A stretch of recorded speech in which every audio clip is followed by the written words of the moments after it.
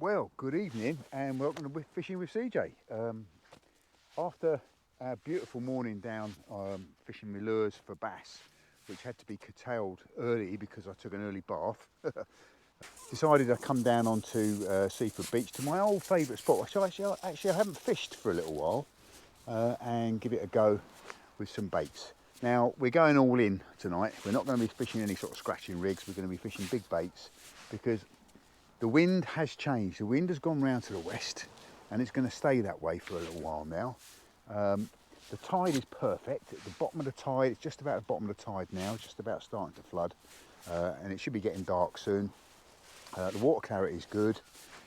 Overcast sky. The fish are starting to show up. So I'm hoping that we're going to see something today.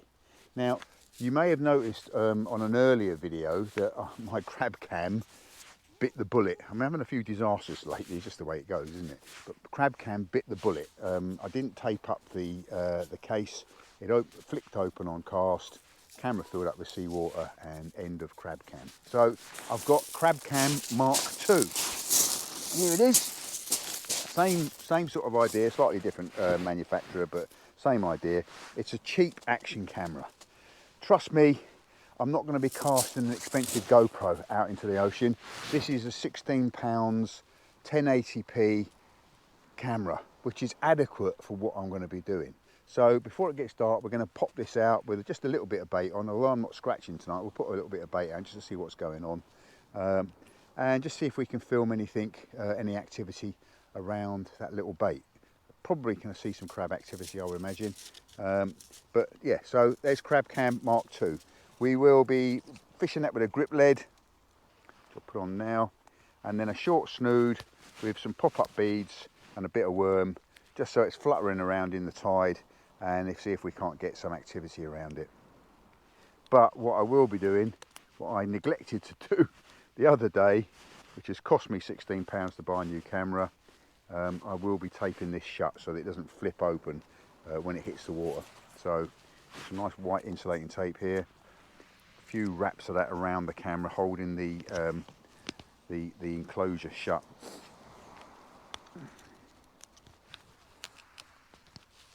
Now all I've done is I've rigged this up. It's got £50 or £40 amnesia, 4 lengths of it, or two lengths folded over.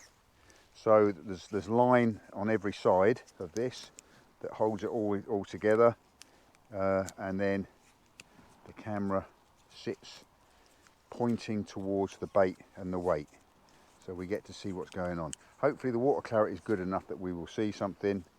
If not, I'm talking to myself, aren't I? And we'll just lob him out and see what's going on out there. Hopefully that's going to hold it shut. It's not going to flip open when it hits the water. So I'll get that baited up and get that whacked out. As I say, obviously can only be filming whilst it's still daylight, and we've probably got about an hour and a half of daylight. So once that's over, we'll bring this in and swap over and put a second bait out. So crab cam, mounted on clip at the top, 4 lengths of amnesia, £40, coming down to a clip at the bottom, clipped into the lead, and then the snood is a very short snood. Short snood with some pop-up beads and some very dried, frozen, salted lugworm on it. So it's going to flap around and move around in the breeze. So what can go wrong? Now the tide, it's the bottom of the tide, it's a big tide, or just starting to build up to the springs. So I'm not going to have to lob it very far to get it out onto the sand, which is where I really want it. I can see that 20 or 30 metres out, the water clarity improves immeasurably. It's just a little bit murky for the first 20 feet or so.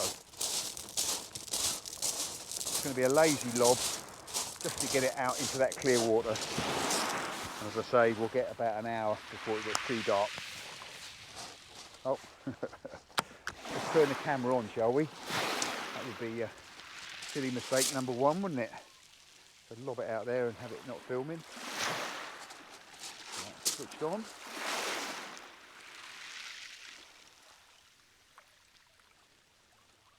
And it's filming. Right, let's get it out there. Let's see if Crab Cam 2 can survive and give us some interesting film.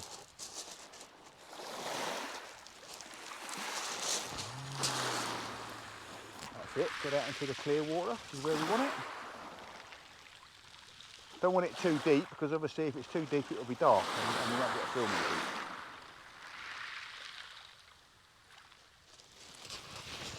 Okay, ready to hit the bottom. Probably only about 4 feet of water there, I would think. What's that? And let's get tackled up and get some bait out there.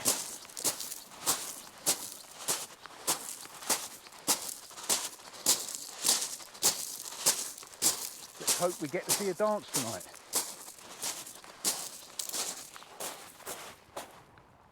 I've been experimenting for a while is fishing with braid throughout on my multipliers, and I kind of come to the conclusion I like it.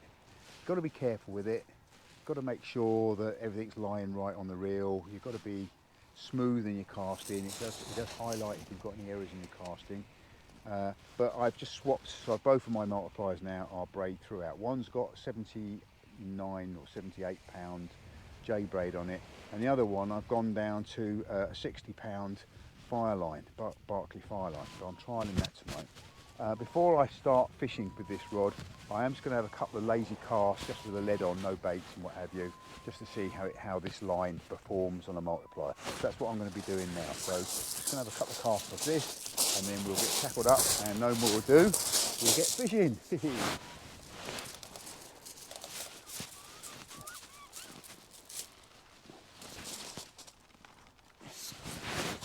So we're just going to do some gentle, well, we'll do an overhead first, I think. I've just wound this line on. It's always a good idea with braid to cast it a few times just to get the lie of the line, get it nice and taut on the spool. You don't want it cutting in if you're going to do a full whacking pendulum. Not that I'm going to be doing pendulums, but I will be doing some off the ground casting tonight, I'm sure. So I'm not scratching tonight. I'm going to be using the weight and bait. So I'll be using some reasonably large baits. Let's just see how this fly line performs as a multiplier. I love it on fixed balls. Oh yeah, baby. That was effortless. Walk up the beach, let out a bit of line off the spool and wind it back on again so we can get a wet line onto the spool. I mean, with no effort at all, and that went out a good 50-60 yards, so yeah, we walk up the beach, let out some line, and then yeah, you're not going to want to watch me doing this all the time, but put it back on when we start fishing. Crab cam on one, and a squid and worm cocktail on the other. I'm just going to tackle up the third rig so that when I bring crab cam in a little while, I can clip that straight on. And that's going to be a bluey and mackerel cocktail. So no more ado, let's get that done. Our second rig ready to swap over to it when crab cam comes in, which won't be long because the light is fading quite fast. We've got a Trident tackle pulley on there with a I don't know the make of these leads, but it's got its own little hook clip there. When the water splashes down, it releases the hook. Okay, and obviously wire grippers. I'm going to use wire grippers because my belief is that a big fish picks up that bait. It's on quite a long snood. The snood is, I don't know, 3 foot long. You want it to run and then hit up hard against a pinned in weight so it sets the hook, rather than having a roller lead, which it could actually run up against, pull the lead away, and in the action of pulling the lead away, split the hook. So that's my theory. We'll see how it goes. We maybe swap over. I'm going to be fishing with a one of these Devon baits, ready-made cocktails. They are mackerel and bluey. a mackerel and bluey wrap. Okay, that's what we're going to be using. So takes all the work out of it basically. They've filleted the mackerel, filleted the bluey, wrapped them together. They've tied them up in bait elastic, but obviously you're going to need to use a bit of bait elastic as well to attach it to the snood. So let's actually see how I do that.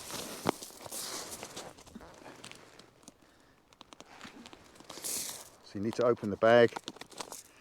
Now nothing's going to go to waste. If any of these baits are left over, I have bought myself a little vacuum packer now, and so they can be vacuum packed and stuck straight back in the freezer. So they keep reasonably fresh. They're still frozen at the moment, and hopefully they will stay that way, or stay pretty frozen. So that's a nice big bait.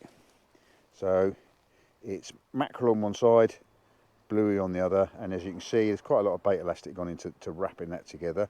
We're going to hook the hook into the mackerel there, and then we're going to bait elastic on ourselves, and then we'll put the pennel hook into the top of the bait. So hopefully lots of juices oozing out of that. As you can see, the juices that come out of bluey are beyond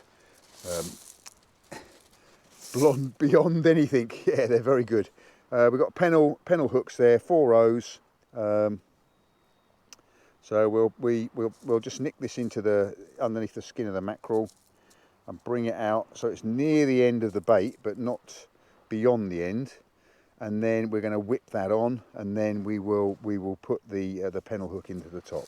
So let's get my manky bit of bait elastic. This bait elastic has seen life. As you can see, it's probably got enough scent in it that I could use it as bait without actually putting any bait on, to be honest. Now some might say you're putting lots of plastic in the sea when you're using bait elastic. Trust me, it comes back on the hook. So even if your bait is completely noshed, you will get the bait elastic back, and you can just dispose of it. Now because the bait is frozen, it makes it a little bit easier to whip on because it's nice and rigid. We go the other side of the hook as well, and then I like to go round the hook a couple of times just to make sure that it's sticking out, sticking proud. So we keep the hook sticking proud. So around the hook a couple of times, and then we'll carry on whipping it up the shank of the hook.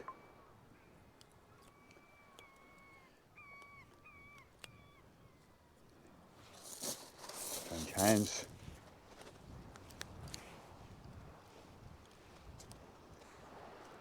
All the way to the top, back down again, so that it's double wrapping itself. It ties itself in. Now some people like to put a big loop and feed the elastic through the loop so that it knots in place. I don't personally think it's necessary. I've done it that time just so I can show you what I meant. I think that if you pull it tight enough, it cinches down against itself. But there you go. Always leave a tag end on your bait elastic, because otherwise you're there picking at it, trying to get it out. So that's a nice straight bait. We're going to slide the pennel hook down.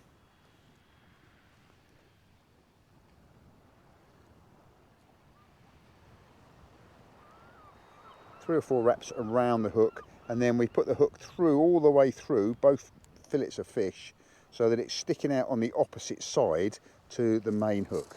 Now it just doubles the chance of a hook up.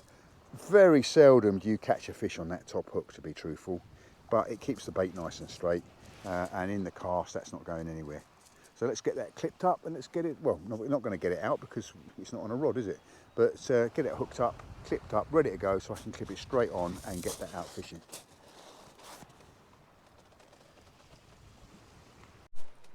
Clip to the lead, the snood goes up from that, goes over the top of an up and over clip, again from Trident tackle. It's got a little spring on it which helps with the tension, and then goes back down and is hooked in.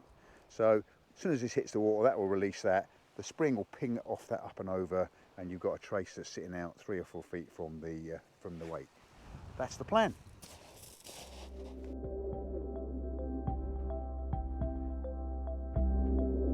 In the meantime, let's have a look at crab cam. The brown particles you can see is May rot. May rot is an algal bloom that occurs at this time of the year. Here you can see it collecting like curtains on the line. It's a real nuisance. It puts the fish off and creates drag on the line. although it didn't put this crab off, who seemed initially more interested in the camera than the bait before he then checked out the bait and geeked the camera.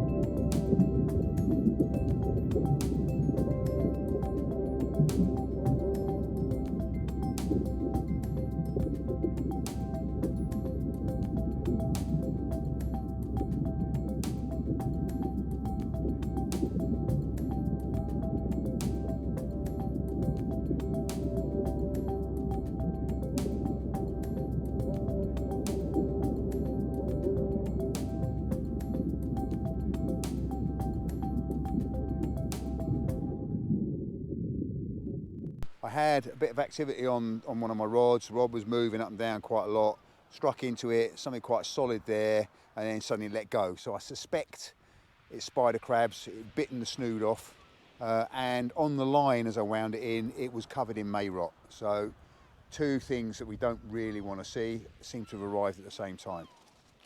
But other than that, two baits out. The left-hand rod has got a bluey and mackerel wrap, and the right-hand rod has got squid and black lug. Let's hope we catch something. And this is the squid bait, squid and worm. And to be honest, it's still pretty much intact. Someone's had a nosh out of one end of it. I think that's crabs, but it's a good enough bait to put straight back out again. Don't seem to be happening tonight, does it? Give it a little bit longer. It's May, and we get an algal bloom this time of the year. And it's like snot, and it comes all up your line. This horrible slimy goo, puts the fish off. Yeah, not very pleasant at all. Ugh.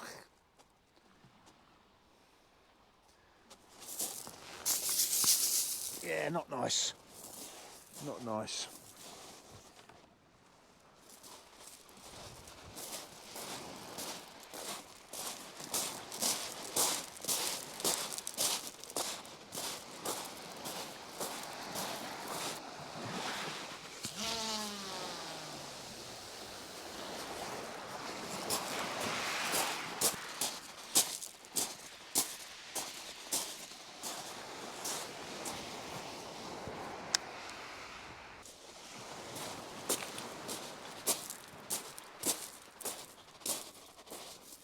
Right, I am going to have to move up the beach now because the tide is catching up with me. So I'm going to have a bit of a major kit shift.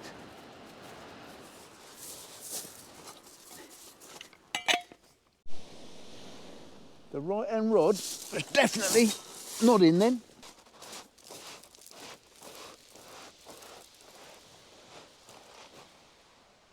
Definitely something happening on that right-hand rod. Not the huge lunging bite I was hoping for, but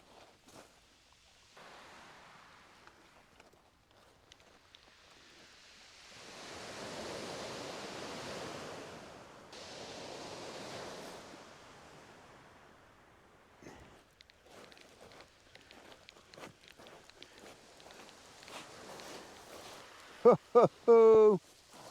Yo! Yo! Yo!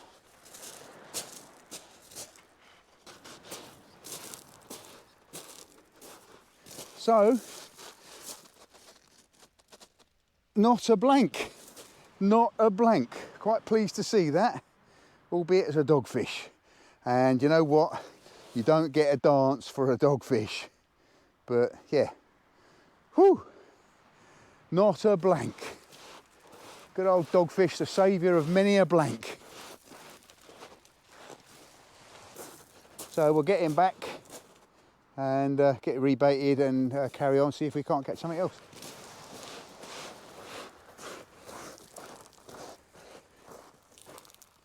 Just worry the dog is going to pick that up.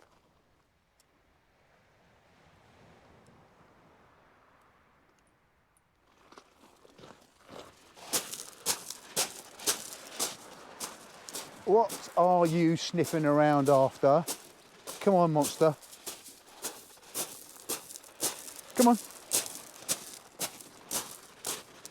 Come on. Okay, we're just going to check the left-hand rod, see what's been going on, see if we've got any bait on it. It's gone quite a long way down tide.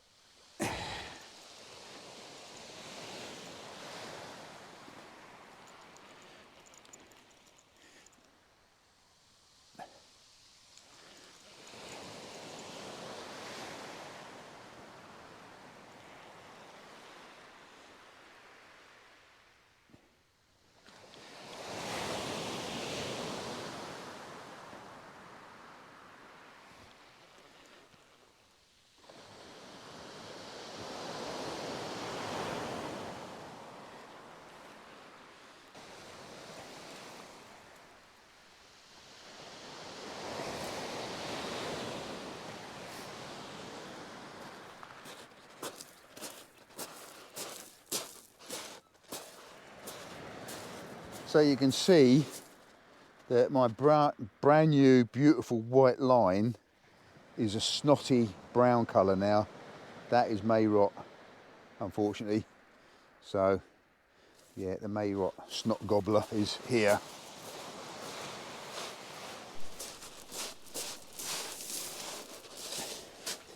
Well, it's getting to that stage of the night. I think I'm going to pull the pin, wind the rods in.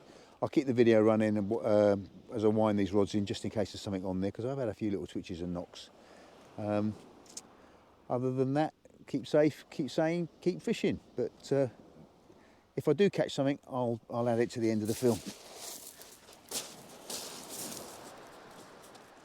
Wound in the left-hand rod, and there's a little dog on there. It is a skinny-looking dog, little male. So we'll get him back and carry on tackling up, or down tackling, or removing my tackle.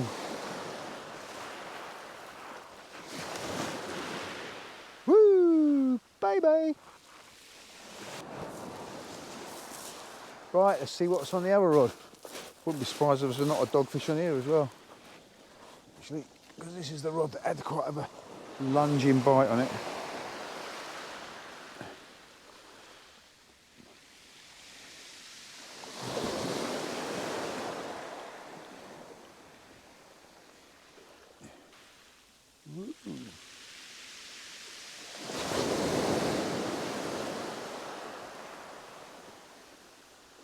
Yeah, I thought so.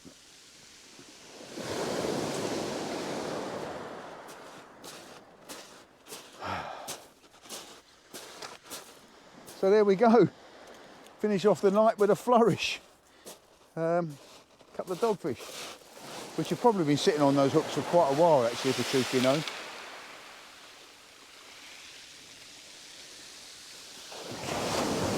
I'll move this stuff up the beach because the waves are coming.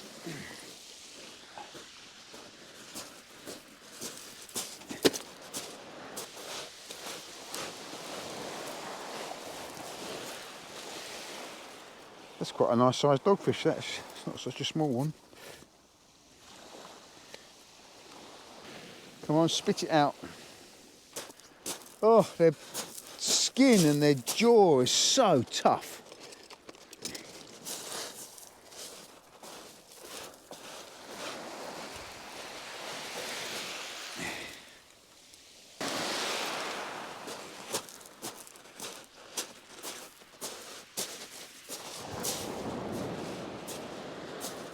So there we go.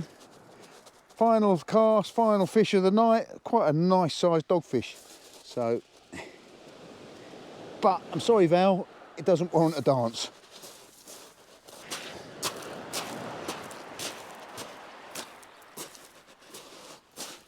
Well, a great end to the night.